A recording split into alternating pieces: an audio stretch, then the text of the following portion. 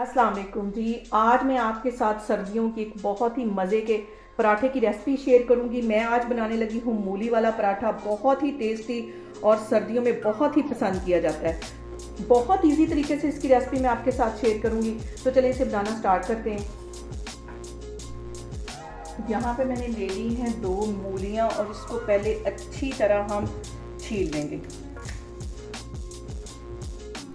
और सर्दियों में तो मूलियों के पराठे और आलू के पराठे बहुत ही मज़े के लगते हैं।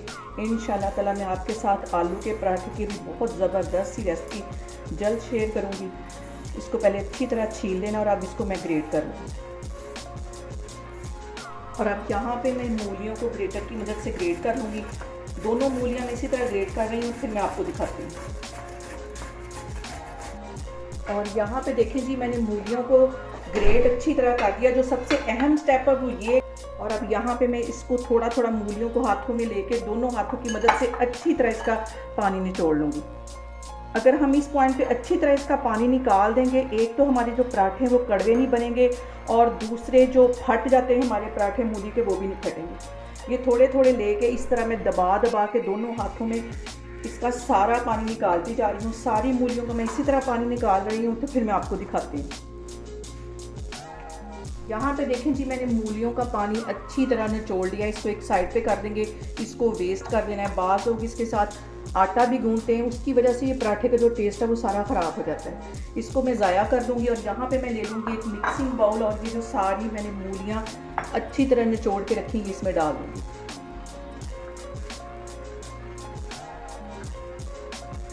और अब यहाँ पे इसके अंदर मैं कुछ मसाले ऐड कर दूँगी। 1 टीस्पून भर के इसमें मैं जीरे का डाल दूँगी और 1.5 टीस्पून के करीब मैं कूटा हुआ सूखा धनिया डाल दूँगी। कूटा हुआ सूखा धनिया इसमें डालने से इसका जो फ्लेवर है पराठे का वो बहुत मज़े का आता है। और इसके साथ ही 1.5 टीस्पून के करीब इसमें मैं नमक का डाल दूँगी।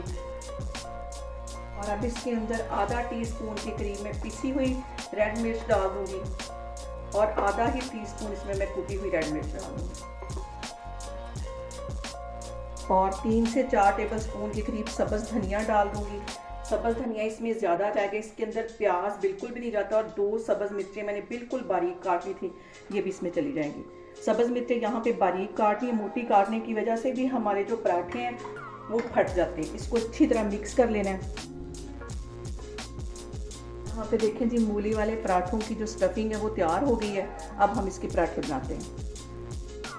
और अब यहाँ पे मैं 2 छोटे छोटे पेड़े ले लूँगी। आटा मैंने गूंद के रखा हुआ था, जैसा कि हम नॉर्मल रोटियों के लिए आटा गूंदते हैं वैसा ही आटा मैंने गूंदा है। और ये चक्की का आटा है।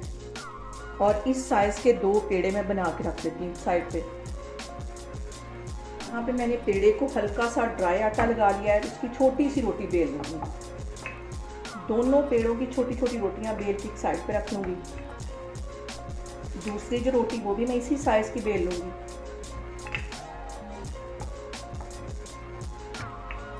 तवा मैंने चूल्हे पे गर्म होने के लिए रख दिया, बिल्कुल हल्की आंच पे। अब इसके अंदर मैं स्टफिंग रखी है जो मैंने मूलियों की बना के रखी हुई थी। ज़्यादा सारा स्टफिंग डाल के इसको अच्छी तरह दबा देना दोनों साइडों से। दूसरी रोटी इसके ऊपर रख के इसको अच्छी तरह मैं दबा दूँगी। दोनों साइडों से अच्छी तरह इसको दबा लेना है। हल्का सा ड्राई आटा फिर मैं इस पर लगाऊंगी। इसको बिल्कुल हल्के हाथों से मैं बेल लूँ। पराठा थोड़ा सा मोटा ही होता है रोटी से। और इसको मैं बेल लूँगी अच्छी तरह। और ये देखें, मूलियों का पानी अच्छी तरह निचोड़ने की वजह से ये बिल्कुल भी हमारा मूली का जो पराठा वो फटा नहीं है। और मूली के पराठे में ज़्यादा मसाले भी नहीं जाते। ये देखिए, पराठे को मैंने अच्छी तरह बेल लिया है। ये देखिए, इतना ना मोटा और ना ही ये ज़्यादा पतला होना चाहिए। अब इसको मैं तवे पे डालती हूँ, फिर मैं आपको दिखाती हूँ। देखें जी, तवे को मैंने गर्म होने के लिए हल्की आग पे रखा हुआ था और ये पराठा इसके ऊपर डाल दूँगी।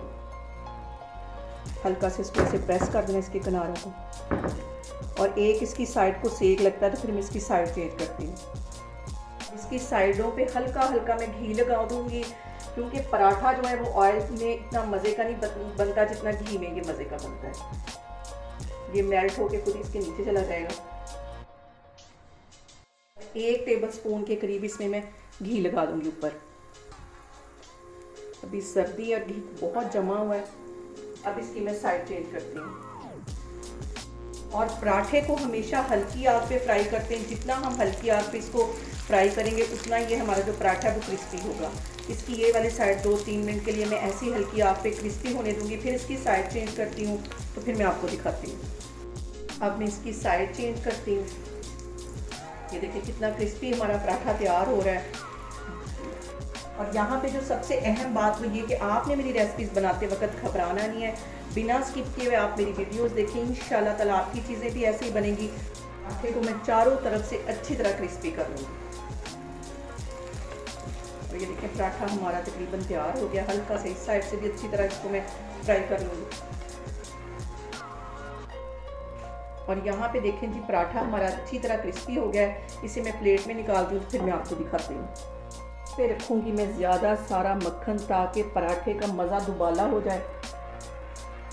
और यहाँ पे देखें जी मज़ेदार सा हमारा मूली वाला पराठा बन के तैयार हो गया है। बहुत ही टेस्टी, बहुत ही मज़े का ये बनता है। आप लोग भी इसको लाजमीन ट्राई करें और मुझे कमेंट्स में बताएं कि आपको मेरी रेसिपीज़ कैसी लगती हैं। और मेरी वीडियोस को ज़्यादा से ज़्यादा शेयर करें और मुझे सब्सक्राइब करें। और अपना बहुत सारा ख्याल रखें। इंशाल्लाह ताला मैं एक और वीडियो में आपके सामने आऊँगी। अल्लाह हाफिज़।